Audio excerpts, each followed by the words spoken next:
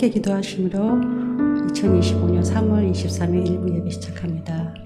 주님 감사합니다. 귀한 주일 허락하시고 또 함께 모여 예배하게 하시니 감사합니다. 아버지, 오늘 또 저희가 예배할 때 저의 마음 먼저 붙잡아 주셨고 모든 것을 내려놓음으로 온전히 그 안에 주님의 은혜가 가득 채워지는 그러한 예배가 되게 하여 주시옵소서. 주님께 영광 돌리며 저의 마음에는 또 은혜와 기쁨으로 가득 차는 예배가 될 수 있도록 주님 인도해 주시옵소서. 감사하고 예수님의 이름으로 기도합니다.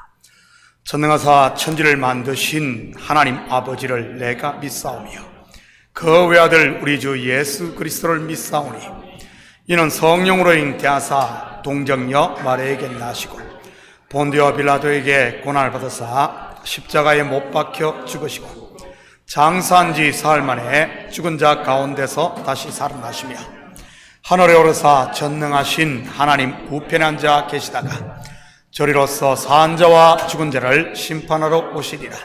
성령을 믿사오며 거룩한 공회와 성도가 서로 교통하는 것과 죄를 사하여 주시는 것과 몸이 다시 사는 것과 영원히 사는 것을 믿사옵나이다. 아멘. 다 같이 자리에 앉아 주시기 바랍니다. 자, 먼저 교회 소식 전해드리도록 하겠습니다. 오늘 예배에 오신 모든 분들을 예수님의 이름으로 환영합니다. 다음 주일에는 1사분기 재직회가 있습니다. 우리 재정부에서 준비해 주시기 바랍니다. 중계 신방 기간입니다. 우리 신방 받기 원하시는 분들 사인해 주시면 되겠습니다. 수요 제자 양육 제2기 모집하고 있습니다. 이제 한두 주 남은 것 같은데 하시길 원하시는 분들은 사인해 주시고요. 온두라스 단기 선교팀 오늘로 마감합니다. 우리 6월 30일부터 7월 5일까지 우리 주사랑 장로교 팀과 두 교회가 연합해서 갑니다. 우리 함께 가실 분들은 우리 안미숙 전사님 문의해 주시고 오늘까지 신청 마감해 주시면 감사하겠습니다. 혹시 다른 광고 있습니까? 자, 다른 광고 없으면 이 시간 우리를 대표해서 안진나 전사님 나오셔서 대표해서 기도 올리시겠습니다.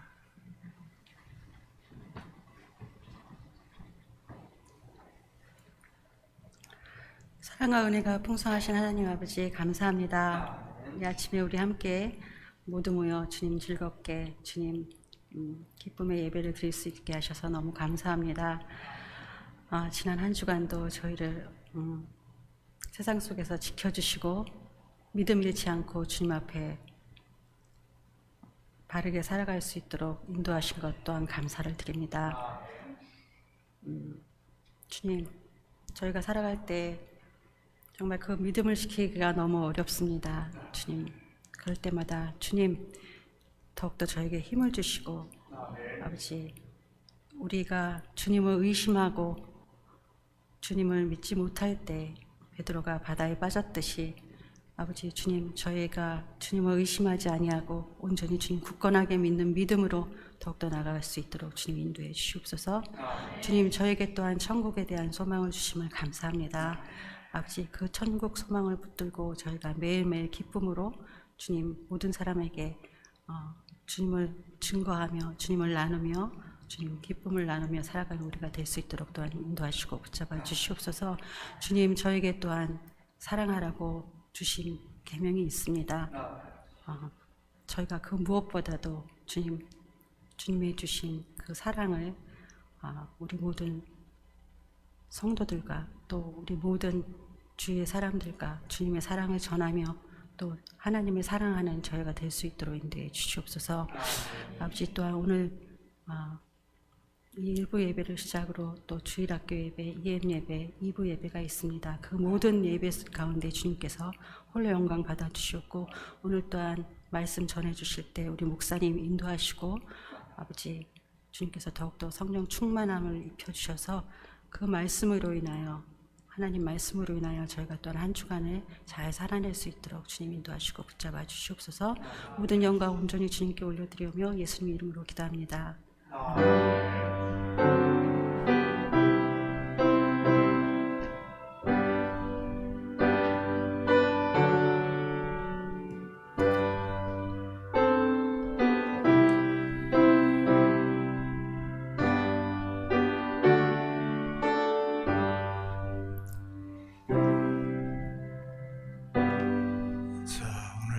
하나님께서 우리에게 주시는 하나님 말씀은 요한복음 12장 44절에서 50절까지 말씀입니다.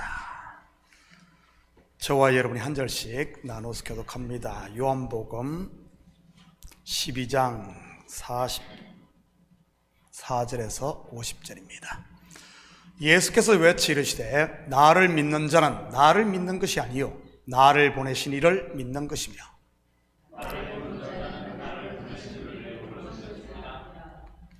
나는 빛으로 세상에 왔나니 무릇 나를 믿는 자로 어둠에 거하지 않게 하려 함이로다.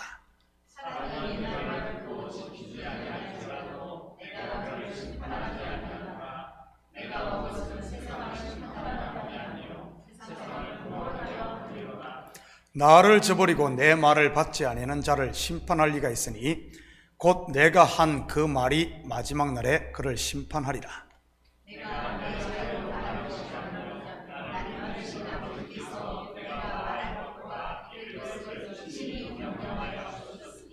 함께 읽겠습니다. 나는 그의 명령이 영생인 줄 아노라. 그러므로 내가 이르는 것은 내 아버지께서 내게 말씀하신 그대로니라 하시니라. 아멘. 준비하신 예물 위해서 우리 함께 같이 기도드립니다. 사랑의 아버지 하나님, 참으로 감사드립니다. 지난 한 주간도 저희들에게 일할 수 있는 터전과 일할 수 있는 건강 허락하셔서 열심히 땀 흘리게 하시고 그 수고의 열매를 거두게 하시니 참으로 감사를 드립니다. 이 시간 주님 앞에 나오며 우리의 마음을 담고 정성을 담은 예물을 올려드리게 하시니 참으로 감사를 드립니다. 11조로 드립니다. 감사의 물로 드립니다. 주일 예물, 성교의 물로 드립니다. 드린 손길마다 복되게 하시고 하나님께서 우리에게 허락하신 복들을 마음껏 누릴 수 있게 도와주시옵소서. 악한 것들이 빼앗아 가지 못하도록 항상 깨어있는 저희들 되게 하시고 무엇보다도 지킬 만한 우리의 마음을 잘 지킴으로 말미암아 은혜와 평강의 하나님 나라가 우리 가운데 항상 충만하게 도와주시옵소서. 사업처마다 가정마다 복되게 하시고 저들이 하는 일이 잘 되어져 아버지 하나님 적게 시작했을지라도 나중은 심히 창대한 복이 있게 하시고 우리 가정들이 견고하게 세워지며 사업처마다 아버지 하나님 풍성해질 수 있도록 우리 주님 도와주시옵소서. 특별히 우리 자녀들에게는 지혜와 명철을 더하시고 믿음의 대장부로 굳게 서는 우리 자녀들 되게 도와주시옵소서. 이 예물이 쓰이는 곳마다 주의 영광 드러나게 하시고 영혼 구령 사업과 선교사역과 구제사역에 온전히 쓰일 줄 믿사오며 이 모든 말씀 예수님의 이름으로 기도드립니다. 아멘. 좋은 아침입니다. 자, 우리 앞뒤 좌우 돌아보시면서 서로 인사합니다. 사랑합니다. 축복합니다. 한번 인사합니다. 예수님의 이름으로 여러분을 사랑하고 축복합니다. 봄이 한창 문턱까지 온 것 같았는데 어제 그렇게 바람이 많이 불더니만은 오늘까지 좀 춥습니다. 이런 추위를 일컫는 말이 무엇인 줄 아십니까? 꽃샘추위. 그렇다면 꽃샘추위가 우리 인생들에게 주는 메시지가 무엇이겠습니까? 이런 일반 계시 속에 영적인 의미들이 다 들어있는데 말이지. 따라합니다. 서두르지 맙시다. 뭐라고요? 그런 이야기도 있지 않습니까? 성질 급한 개구리가 봄이 온 줄 알고 나왔다가 꽃샘 추위에 얼어 죽었다는 이야기 말이지요. 성질 급한 개구리만이 얼어 죽겠습니까? 속 좁은 개구리도 한치 앞을 못 보는 눈먼 개구리도 다 얼어 죽지요. 혹시 여러분 가운데 성질이 불같은 분 계십니까? 속이 좁은 분은요, 한치 앞을 못 보는 근시안은 없습니까? 혹시 그런 분이 계시다면 예수를 제발 잘 믿으시기 축복합니다. 예수를 제대로 잘 믿으면 어떻게 되는 줄 아십니까? 급한 성질이 느긋해지며 기다릴 줄 알게 되는 것입니다. 너희는 가만히 있어 주가 하나님 됨 알지어다. 내가 일하려고 하지 마시고 주가 일할 때까지 기다릴 줄 알아야 하는 것이지. 믿음의 조상이라 불리는 아브라함도 처음에는 성질이 급했지 않습니까? 하나님께서 자식이 없던 그에게 본토 친척 아비집을 떠나 지시하신 곳으로 가면 자식과 땅을 준다고 하자 바로 떠나 가나안에 정착을 합니다. 그리고는 어떻게 합니까? 우물에 가 숭늉을 찾게 되지요. 뭔 말인 줄 알아요? 우리 옛날 속담 있잖아요. 우물에 가 숭늉 찾는다. 숭늉이 어떻게 나와요? 밥을 하고 그 뒤에 물을 붓고 그래야 숭늉이 나온대. 밥도 하기 전에 물 들어가서 거기서 숭늉을 찾으면 되겠어요? 여러분, 숭늉 찾지 말아요. 밥하고 나서 찾아요. 조카 롯을 아들이라고 했다가 자기의 종 엘리에셀을 상속자라고 했다가 나중에는 애굽에서 얻은 여종 하갈을 통해 이스마엘을 낳아 재산을 물려주려고 했으니까요. 그런데 자기 힘으로 낳은 이스마엘이 상속자가 됩니까? 아닙니다. 꽃샘 주위에 다 얼어 죽게 되는 것이지. 그때 성질 급한 옛사람 아브람도 같이 죽게 되고요. 여러분, 죽은 자의 특징이 무엇인 줄 아십니까? 말이 없습니다. 사자성어로 하면 유구무언, 입이 있어대 말이 없는 것. 아브라함이 죽자, 즉 포기하자 누가 일하십니까? 바로 하나님이 일하십니다. 너희는 가만히 있어 주가 하나님 됨을 아는 것이지. 그리고 얻은 새 이름이 아브라함인 것이고요. 열국의 아비 말이지. 그렇게 해서 받은 아들이 누구입니까? 그것도 90세에 경수가 끊어진 아내 사라에게서 낳은 아들 말이지. 누구죠? 아이작, 바로 이삭인 것입니다. 이삭의 뜻이 뭐죠? 웃음. 저는 우리 식구들에게도 이삭이라는 아들, 즉 웃음이 있기를 축복합니다. 내가 일하면 하나님의 일을 굽게 해도 하나님이 나를 통해 일하시면 굽은 길도 곱게 되는 줄 믿으시기 바랍니다. 신약에도 급한 성질에 속은 좁쌀만 하고 한 치 앞도 못 보는 눈먼 개구리 한 마리가 나오지 않습니까? 누구죠? 사울이라고 하는 바울입니다. 그가 스스로 하나님의 일을 하겠다고 전면에 나서자 어떻게 됩니까? 성령의 사람 서대반을 죽이고 예루살렘에 있는 하나님의 교회들을 깨고 심지어 다메섹에 있는 성도들에게까지 위협을 가하게 됩니다. 그러다가 다메섹으로 가는 길에서 꽃샘 주의를 만나게 되지요. 그 일로 옛사람 사울은 죽고 그리스도와 함께 바울로 다시 태어납니다. 제대로 예수를 만난 것이지요. 그러자 어떻게 됩니까? 그 성질 다 죽습니다. 어떻게 그것을 알 수 있죠? 아라비아로 가 3년을 자숙하고 그것도 모자라 고향인 다소에 내려가 하나님의 때를 기다립니다. 물론 때가 참에 하나님이 그를 픽업해 이방의 사도로 크게 쓰시고요. 성령이 강권하여 이끌 때까지 기다릴 줄 아는 이런 사람이 되었던 것이지. 믿음은 나를 하나님께 맡기고 기다리는 것이라는 사실을 잊지 마시기 바랍니다. 여러분, 우리에게 믿음을 주신 분이 누구입니까? 성부와 성자와 성령 하나님이십니다. 성부 하나님은 농부가 되시고 성자 예수님은 씨앗이 되시며 그리고 성령 하나님은 열매를 맺게 하시는 분이시고요. 믿음의 열매 곧 성령의 열매가 뭐죠?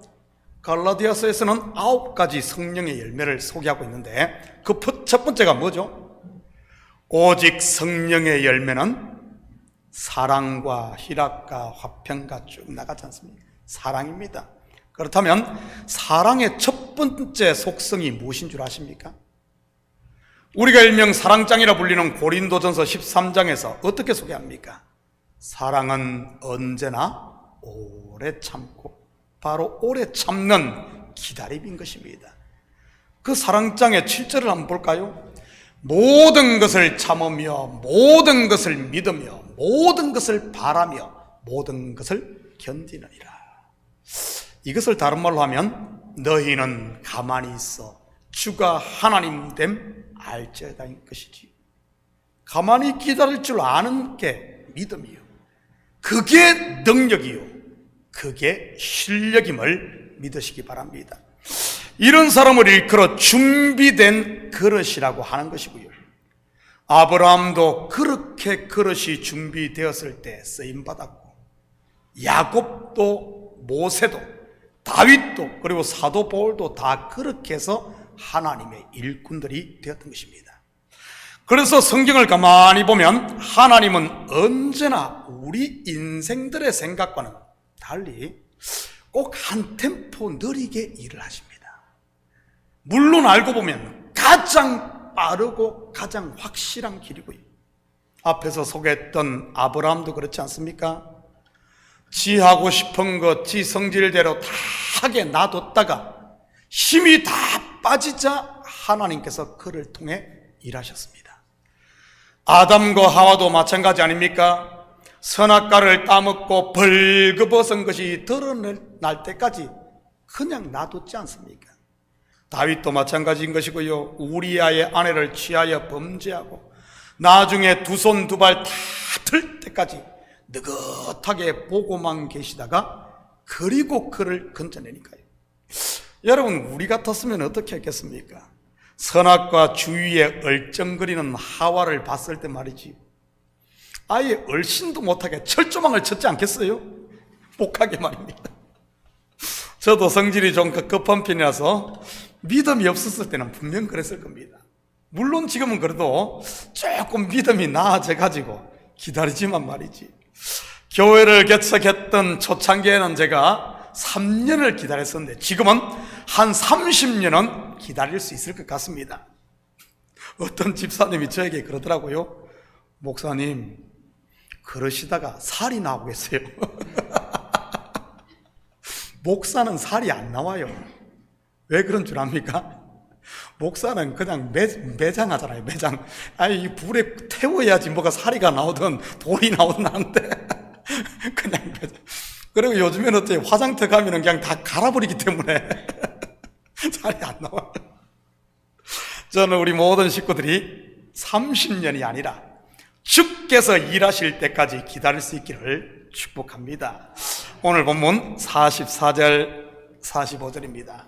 예수께서 외치 이르시되 나를 믿는 자는 나를 믿는 것이 아니요 나를 보내신 이를 믿는 것이며 나를 보는 자는 나를 보내신 이를 보는 것이니라. 무슨 말입니까? 지금 눈에 보이는 것이 다가 아니라는 말입니다. 더 있다는 말이지. 이것을 좀 고상한 말로 하면 표적을 통해 실체를 보라는 말이고요. 요 앞에 보이는 표적만 붙잡고 있지 마시고요. 표적이 무엇이라고 했습니까? 세메이온, 즉 실체를 가리키는 사인이라고 했습니다. 손가락이 시계를 가리키면 손가락만 쳐다보지 마시고 손가락이 가리키는 실체인 시계를 보라는 말입니다. 나를 믿는 자는 나를 믿는 것이 아니요 말씀이 육신을 입고 이 땅에 오신 예수님이 무엇이라는 말입니까? 표적이라는 말입니다. 예수는 육체를 입고 있는 것이 실체라면 지금 우리와 함께 있어야 됩니다. 없잖아요. 표적이었다는 겁니다. 표적. 그렇다면 육신을 입고 오신 예수님의 실체는요 말씀이신 하나님인 것이고요. 확인합니다. 요한복음 1장 1절에서 3절입니다. 태초에 말씀이 계시니라. 이 말씀이 하나님과 함께 계셨으니 이 말씀은 곧 하나님이시니라. 그가 태초에 하나님과 함께 계셨고 만물이 그로 말미암아 지은 바 되었으니 지은 것이 하나도 그가 없이는 된 것이 없느니라.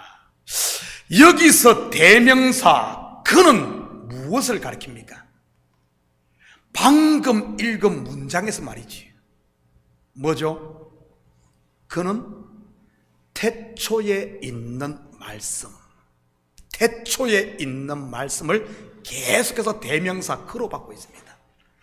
그렇다면 이 태초에 있는 말씀이 누구인지 볼까요? 계속해서 9절에서 12절입니다. 참 빛 곧 세상에 와서 각 사람에게 비추는 빛이 있으나니 그가 세상에 계셨으며 세상은 그로 말미암아 지은 바 되었으되 세상이 그를 알지 못하였고 자기 땅에 오매 자기 백성이 영접하지 아니하였으나 영접하는 자 곧 그 이름을 믿는 자에게는 하나님의 자녀가 되는 권세를 주셨으니. 방금 읽은 여기서 대명사로 받은 그는 무엇입니까? 참 빛입니다. 참 빛이라고 하고 계속 그 소개합니다. 그렇다면 태초부터 있는 말씀이요 참 빛, 곧 그는 누구입니까? 바로 예수 그리스도인 것입니다. 예수 그리스도의 실체가 누구라는 말입니까? 하나님 아버지와 함께 계신 태초부터 있던 말씀이라는 것입니다. 사실 예수님의 제자들 또한 예수님과 함께 있을 때는 표적으로 오신 예수님 눈에 보이는 이것만을 보고 믿었어요. 그러니 예수님이 십자가에 달려 죽어 장사되자 무덤에 들어가자 없었잖아요. 다들 낙심하고 흩어졌던 것입니다. 그런 그들에게 성령이 임하자 어떻게 됩니까? 그들의 영의 눈이 열려 보이는 것만 보는 것이 아니라 보이지 않는 실체를 보게 됩니다. 자기들과 함께 계셨던 예수님은 죄인된 인생들을 하나님께로 인도하는 태초부터 있는 말씀 곧 브릿지였다는 것을 말이지. 영생으로 인도하는 다리, 영생으로 인도하는 세메이온 말이지. 46절입니다. 나는 빛으로 세상에 왔나니 물은 나를 믿는 자로 어둠에 거하지 않게 하려 함이로다. 여러분, 빛의 역할이 무엇입니까? 빛의 역할이 뭐예요? 사물을 분명하게 보게 하는 것입니다. 그렇다면 예수님께서 빛으로 세상에 왔다는 의미가 무엇이겠습니까? 바로 예수 그리스도의 빛을 통해 하나님을 바로 알라는 그런 말 아니겠어요? 오해하고 곡해해서 보지 마시고요. 예수님의 비유에 보면 이런 종이 나오지 않습니까? 달란트 비유의 말이죠. 하나님을 오해하고 곡해해서 본 종 말입니다. 마태복음 25장 25절에서 26절입니다.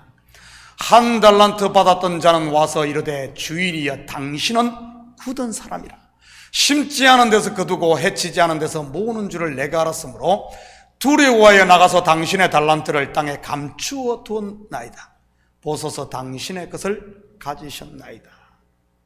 여러분, 왜 이 한 달란트 받은 종이 주인을 오해했겠습니까? 오늘 말씀으로 말하면 어둠에 있어서 그런 겁니다. 다시 말해 빛 가운데 있지 않아서 말이지. 지난주 새벽 예배 때 이사야 60장을 공부했습니다. 이사야 60장이 시작되는 1절의 말씀이 무엇인 줄 아십니까? 한번 볼까요? 일어나라 빛을 발하라 이는 내 빛이 이르렀고 여호와의 영광이 내 위에 임하였음이니라. 물론 여기서 내 빛이 임하였고 할 때 내 빛과 내 위에 임한 여호와의 영광은 동의어로서 바로 세상의 참 빛으로 오신 예수 그리스도를 가리킵니다. 그렇다면 어떻게 우리가 빛을 발할 수 있겠습니까? 일어나라 빛을 발하는데 말이지. 먼저는 우리는 스스로 빛을 발하는 이 발광체가 아닌데 말입니다. 여러분, 우리가 빛을 발하기 위해서는 먼저 일어나야 하는 겁니다. 일어나야 해요. 나무 뒤에 숨어있던 두려움의 자리에서 일어나야 하고, 아담과 하와가 그랬지 않습니까? 아담아 부러니 숨어있던 그들이 일어나 하나님 앞에 나온 그 말입니다. 시험의 자리를 털고 일어나야 하고, 누가 그랬죠? 다윗이 시험에 깊이 빠졌는데 나단 선지자가 와서 부르니 일어났죠. 낙심과 한숨의 자리에서 일어나고, 베드로를 포함한 6 제자들이 그랬지 않습니까? 예수님이 부활해서 찾아오셨을 때 말이지. 미움과 시기, 불평과 원망의 자리에서 일어나야 하고, 게으름과 나태의 자리에서 일어나야 하며, 더더욱 죄의 자리에서 먼지를 털고 일어나야 하는 것입니다. 저는 우리 식구들이 이제는 일어날 수 있기를 축복합니다. 이렇게 일어났으면 어떻게 해야 합니까? 빛이신 예수님 앞에 서야 하는 것입니다. 헬라어로 말하면 코람데오, 하나님 앞에 서는 것 말입니다. 올해 우리 교회에 주신 표도 같은 의미 아닙니까? 다시 복음 앞에 서는 것 말이지. 그럴 때 어떤 일이 일어납니까? 빛 앞에 서면 말이지. 사도행전 9장 3절에서 6절입니다. 사울이 길을 가다가 다메섹에 가까이 이르더니 호련히 하늘로부터 빛이 그를 둘러 비추는지라. 땅에 엎드러져 들음에 소리가 있으시되 사울아 사울아 내가 어찌하여 나를 박해하느냐 하시거늘 대답하되 주여 누구시니까? 이르시되 나는 네가 박해하는 예수라. 너는 일어나 시내로 들어가라. 내가 행할 것을 내게 이룰 자가 있느니라 하시니. 먼저는 빛 앞에 서면 바로 땅에 엎드리게 되는 겁니다. 여러분, 단순히 놀래 자빠진다는 말이 아닙니다. 땅에 엎드린다는 말은 땅, 흙, 붉은 흙, 먼지, 내가 아담임을 깨달았다는 의미입니다. 나는 흙입니다. 나는 nothing입니다. 히브리어로 말하면 나는 하벨입니다. 하벨이란 말은 아벨, 허무, 공허, nothing이란 뜻입니다. 빛 앞에 서면 우리의 존재가 벌거벗은 자로 드러나는 거죠. 지금까지 사울은 어떤 존재였습니까? 어둠 가운데 있을 때 말이지요. 스스로 대단한 존재였습니다. 자기 입으로 고백했듯이 8일 만에 할례를 받고 이스라엘 족속이요 베냐민 지파요 히브리인 중에 히브리인이요 율법으로는 바리새인이요 열심으로는 교회를 박해하고 율법에 이르는 흠이 없던 자 말입니다. 어디 그뿐입니까? 유대 랍비요 사내들인 공회의 공회원이요 요즘 말로 하면 국회의원이요 거기다가 로마 시민권까지 가졌던 사람입니다. 이런 사람을 일컫는 현대가 뭐죠? 따라합니다. 금수저. 일명 Son of God, 신의 아들 말입니다. 혹시 여러분 가운데 스스로 대단한 사람이라고 자기를 여기시는 분 없어요? 왜 그런 줄 알아요? 어둠 가운데 있어서 그래요. 어둠 가운데. 혹시 그런 분이 계시다면 다시 복음 앞에 빛 앞에 설 수 있기를 축복합니다. 빛 가운데 선 사울에게 일어난 두 번째 일이 뭐죠? 사울아 사울아 하나님의 소리가 그 귀에 들리는 거예요. 하나님의 소리, 예수님의 소리, 바로 말씀이 들린다는 말입니다. 다메섹 도상에서 빛으로 오신 예수님을 만나기 전에 하나님께서 사울에게 말씀을 했을까요? 아니면 하지 않았을까요? 당연히 했습니다. 바로 성령 충만을 받은 서대반 집사의 입을 통해 말이지. 그런데 그때는 전혀 듣지를 못했지요. 왜인지 볼까요? 사도행전 7장 57절 58절입니다. 그들이 큰 소리를 지르며 귀를 막고 일제히 그에게 달려들어 성 밖으로 내치고 돌로 칠세 정인들이 옷을 벗어 사울이라는 청년의 발 앞에 두니라. 먼저는 그들이 큰 소리를 지르며 큰 소리를 질렀기 때문에 하나님의 소리를 못 듣는 겁니다. 쉐마 이스라엘, 들으라 이스라엘아, 하나님의 백성은 하나님의 소리, 하나님의 말씀을 들어야 하는데 자기가 소리를 지르니 어떻게 하나님의 음성이 들리겠습니까? 물론 여기서 그들은 사울을 포함한 그들입니다. 이 무리의 중심에 사울이 있었으니까요. 저는 우리 식구들이 소리 지르지 마시기를 축복합니다. 우리 어릴 때 그러지 않았어요? 듣기 싫으면 막 큰 소리 치잖아요. 막 그러면 엄마가 뭐라. 저는 어릴 때 무서우면 막 소리를 질렀어요. 우리 집과 동네 놀다 보면 집하고 이 동네하고 좀 떨어져 있어요. 한 50m 떨어진데 그 사이에 무덤이 있어요. 무덤이 있는 듯 가면 저 위에 언덕에 무덤인데 거기 이렇게 막 무너져가지고 약간 절벽 비슷한 그런 데가 거기를 통과해야 돼. 꼭 귀신 나올 것 같이 얼마나 무서운지. 그래서 그걸 지나갈 때는 제가 이렇게 갑니다. 그러면은 제 소리를 막 지르며 가면은 그냥 고통가예요. 여러분, 누가 소리 지르는 줄 아십니까? 속에 두려움이 있고 겁이 많은 사람이 소리 지릅니다. 그러니 여러분, 주위에서 누가 소리 지른다고 겁먹지 말아요. 겁먹지 마십시오. 왜냐하면 그 속에 두려움이 있고 막 떨림이 있으니까 소리 지르는 거니까요. 정말 담대한 사람은 어쩐 줄 아십니까? 너희는 가만히 있어 주가 하나님 됨 알지어다. 잠잠한 거죠. 멜 깁슨이 주인공으로 나온 브레이브 하트라는 영화에 보면, 아주 오래된 영화죠. 브레이브 하트라는 영화에 보면 재밌는 장면이 한번 나옵니다. 이 멜 깁슨 주인공이 고향을 떠났다가 돌아올 때 덩치가 큰 산만한 이 동네 소꿉친구가 나타나 반겨줍니다. 그때 이 친구하고 멜 깁슨이 누가 배짱이 더 센지 내기를 합니다. 한 저만큼 거리에서 상대방에게 돌을 던져 피하지 않고 버티는 사람이 이기는 이런 게임이에요. 그때 덩치가 산만한 친구가 어떻게 합니까? 어린애 머리만한 이만한 돌을 집어듭니다. 맞으면 바로 그냥 골로 가버릴 만한 그런 돌 말이지. 그리고 그 돌을 가지고 멜 깁슨에게 던져요. 그런데 멜 깁슨은 꼼짝하지 않습니다. 물론 그 돌은 빗나갑니다. 그런데 이 주인공 멜 깁슨은 조그마한 밤톨만한 돌을 들어서 이 덩치 큰 친구의 이마에 정통으로 받쳐버립니다. 그냥. 그러니까 그 친구가 뒤로 벌렁 자빠지지요. 그 친구가 나중에 멜 깁슨에게 묻습니다.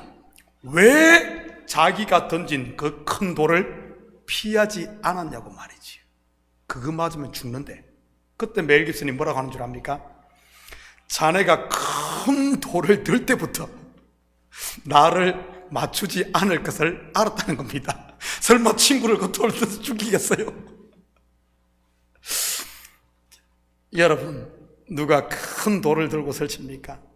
큰 소리를 지릅니까? 겁먹지 마시기 바랍니다. 속에 두려움이 있어서 그래요. 짐에 가서 근육 키우는 남자들도 좀 비슷하고요. 두 번째 사울이 하나님의 음성을 듣지 못한 이유는 귀를 막고 있었기 때문인 겁니다. 요즘으로 말하면 시험이 들었던 것이지요. 여러분, 왜 성도가 시험에 드는 줄 아십니까? 야고보서 1장 13절에서 16절입니다. 저와 여러분이 한 절씩 나눠서 교독합니다. 사람이 시험을 받을 때 내가 하나님께 시험을 받는다 하지 말지니 하나님은 악에게 시험을 받지도 아니하시고 친히 아무도 시험하지 아니하셨느니라.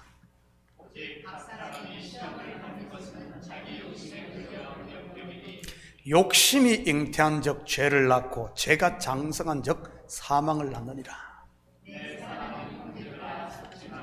바로 자기 욕심에 끌려 미혹되어서 그런 겁니다. 그런데 시험 든 사람일수록 자기가 시험 들었다는 사실은 꿈에도 모른다는 사실입니다. 여러분, 서대반을 죽이는 데 앞장섰던 사울, 자기가 시험 들었다고는 아마 전혀 생각하지 못했을 겁니다. 철석같이 자기는 하나님의 일을 한다고 생각했을 겁니다. 우리는 여기서 확실하게 시험 든 증거 두 가지를 발견할 수 있지요. 첫째는 큰 소리를 지르는 것이요. 둘째는 말씀을 듣지 않는 겁니다. 듣지 못하는 겁니다. 말씀만 들으면 아멘이 나와야 하는데 아멘이 나오는 것이 아니라 컴퓨터가 연산하듯 머리가 막 굴러갑니다. 그러면서 누구 들으라고 하네로 가는 것이지. 그렇지 않으면 사울이 그랬던 것처럼 말씀을 들으면 돌을 집어들고요. 혹시 말씀이 들리지 않는 분이 계시다면 빛 가운데 설 수 있기를 축복합니다. 그러면 사울아 사울아, 바로 여러분의 이름을 부르는 예수님의 음성이 분명히 들릴 테니 말이지. 그렇게 빛 대신 예수님 앞에 선 바울 어떻게 됩니까? 너는 일어나 시내로 들어가라. 그를 일으켜 빛을 발하게 하십니다. 바로 예수 그리스도의 빛이 그를 통해 세상에 비치게 되는 것 말이지. 마치 예수님께서 하늘 아버지의 영광의 광채를 우리에게 비추었듯이 말입니다. 여러분, 어떤 거울이 내 얼굴을 가장 선명하게 보여줍니까? 깨끗한 거울입니다. 우리가 그리스도의 빛을 발하는 것도 마찬가지인 것입니다. 나라는 옛사람의 정과 욕심을 십자가에 못 박는 사람 말이지. 이런 사람을 성경은 제자라고 하는 것이고요. 제가 여러분에게 묻겠습니다. 여러분은 제자입니까? 자신 있게 대답을 못해요. 그렇다면 여러분 스스로에게 질문해 보시기 바랍니다. 너 예수님의 제자 맞니? 마지막으로 성경 한 군데 보고 마칩니다. 에베소서 5장 8절 9절입니다. 너희가 전에는 어둠이더니 이제는 주 안에서 빛이라. 빛의 자녀들처럼 행하라. 빛의 열매는 모든 착함과 의로움과 진실함에 있느니라.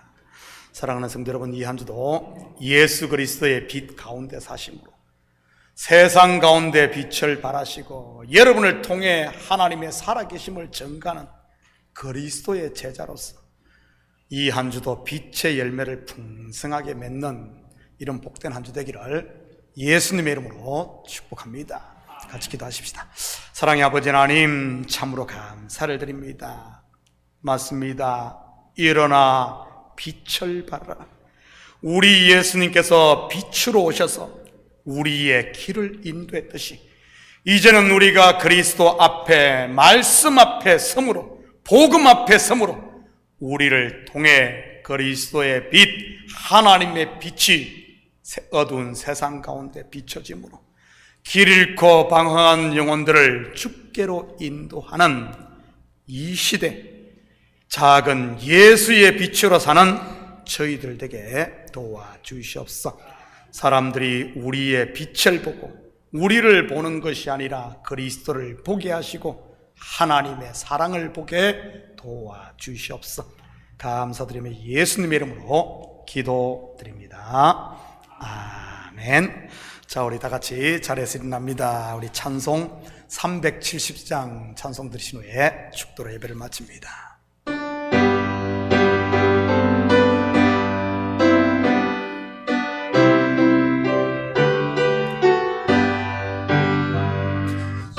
안에 있는 나에게 난 대신 있으랴.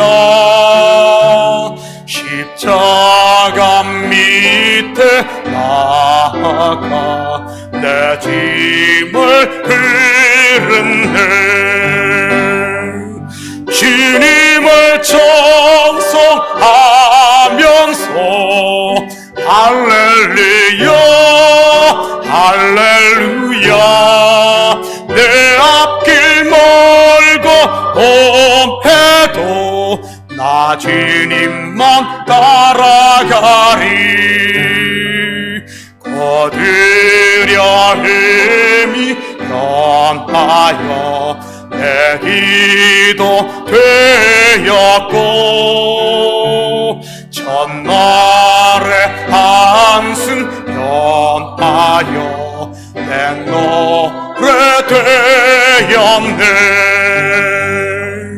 주님을 찬송하면서 할렐루야 할렐루야. 내 앞길 멀고 험해도 나 주님만 따라가리. 내 주는 자비하셔서 늘 함께 계시고 전능빛 밤을 아시고 널 채워주시네.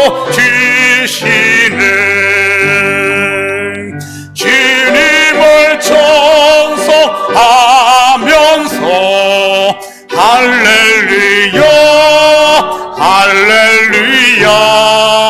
내 앞길 멀고 험해도 나 주님만 따라가리. 내 주와 맺은 언약은 영불변하시니 떠나라 가기까지는 널 보호하시네. 주님을 찬송하면서 할렐루야 할렐루야. 내 앞길 멀고 험해도 나 주님만 따라가리. 아멘.